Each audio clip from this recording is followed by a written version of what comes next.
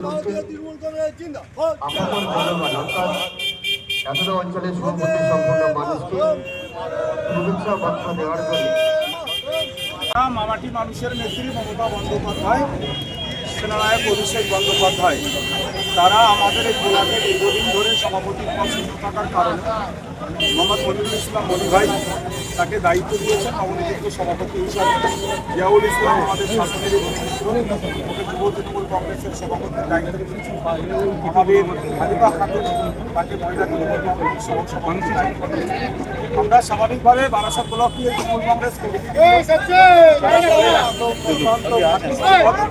আমরা মনে করি সঠিক সিদ্ধান্ত আগামী দিনে এই নেতৃত্বে বারাসাত ব্লক থেকে বিজেপি, সিপিএম, আইএসএফের মতো অশুভ শক্তিদেরকে নিধন করে তৃণমূল কংগ্রেসের বিজয় আরও সহযোগিতা করে। আজকে আমাদের বারাসাত 2 নম্বর ব্লকের নবনির্বাচিত যুব ব্লক সভাপতি আমাদের মনিরুল ইসলাম মনি ভাই, তিনি এখানে উপস্থিত হয়েছিলেন। হাজার হাজার কর্মী সমর্থক তারা এখানে এসে তাকে সম্বর্ধনা জানিয়েছে। কারণ শাসনের মাটি তৃণমূল কংগ্রেসের ঘাঁটি। আমরা জানি মনি ভাই বা মকসেদ ডিলার সাহেব দীর্ঘদিন তৃণমূল কংগ্রেসের লড়াকু নেতা ছিলেন।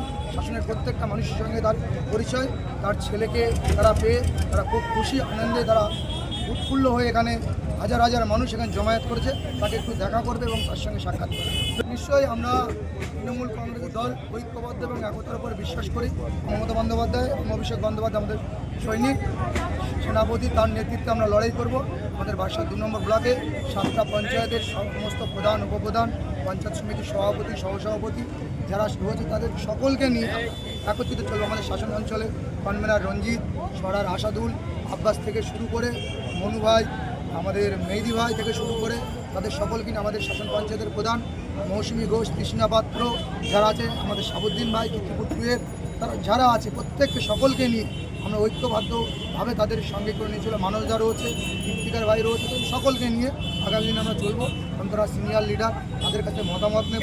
তাদের মতামত নিয়ে ঐক্যভাবে আমরা লড়াই করবো। আমাদের একটাই এজেন্ডা, 26-এর নির্বাচনে যে সংখ্যক ভোটে আমাদের প্রার্থী রবিউল ইসলাম সাহেব জিতেছিল তার থেকে আরও বেশি ভোটে আমরা জেতাবো। এই লক্ষ্যে আমরা ঐক্যবদ্ধ লড়াই করে সামনে রেখে মানুষের সমস্ত দাবি দাবা মিটিয়ে বাংলার উন্নয়ন, মমতা বন্দ্যোপাধ্যায়ের উন্নয়ন মানুষের বাড়ি পৌঁছে দিয়ে, কারণ তৃণমূল কংগ্রেসের ভোট উন্নয়নের ভোট এবং মমতা বন্দ্যোপাধ্যায় দেখে ভোট হয়। তাই মমতা বন্দ্যোপাধ্যায় যে সমস্ত উন্নয়নের ডালি আছে সেগুলো মানুষের কাছে পৌঁছে দেবো, মানুষের কাছে বার্তা দেবো। 26-এ মানুষ দুহাত করে আগামী দিনে আশীর্বাদ করবে আমাদের বিধায়ক সাহেবকে, তিনি বিপুল ভোটে জিতবেন, এটা আমরা নিশ্চিত।